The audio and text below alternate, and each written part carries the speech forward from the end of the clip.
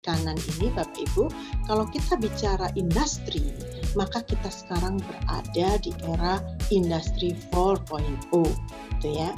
Nah, sekarang kita coba ke kiri, bagaimana relevansi industri 4.0 ini ke society gitu ya.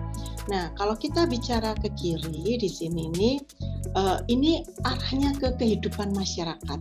Bagaimana perkembangan industri ini, revolusi industri ini mempengaruhi kehidupan bermasyarakat. Fokus strategi pengembangan human resource sekarang harusnya ke milenial.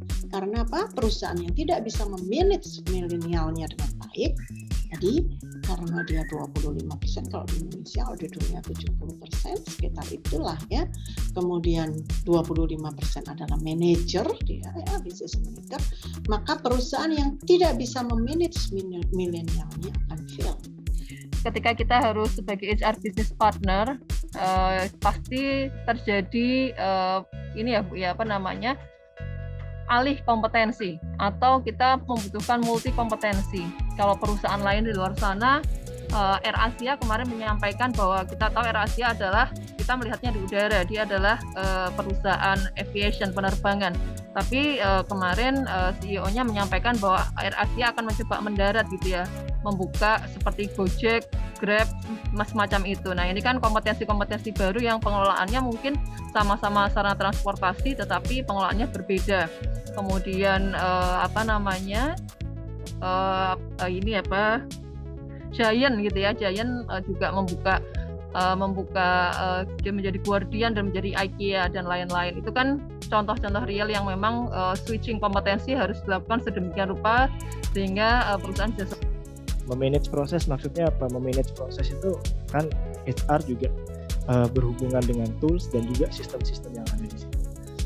Nah, kemudian yang vertikal gitu ya, itu juga dibagi menjadi dua kutub.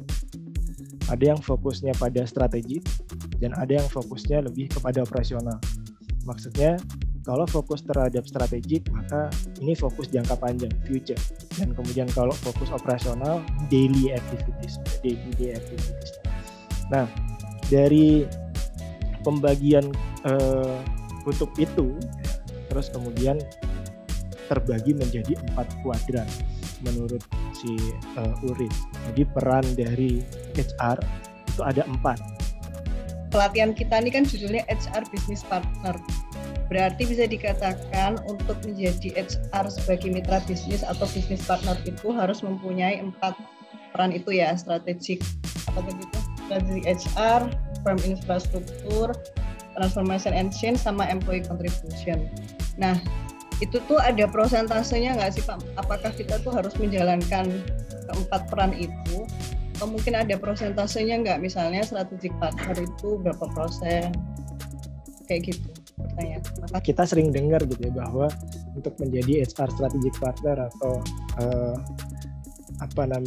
merubah paradigma bahwa HR itu nggak lagi administratif, itu justru yang terjadi adalah mereka berusaha untuk mengabaikan peran administratif itu, mengabaikan peran menjadi employee champion.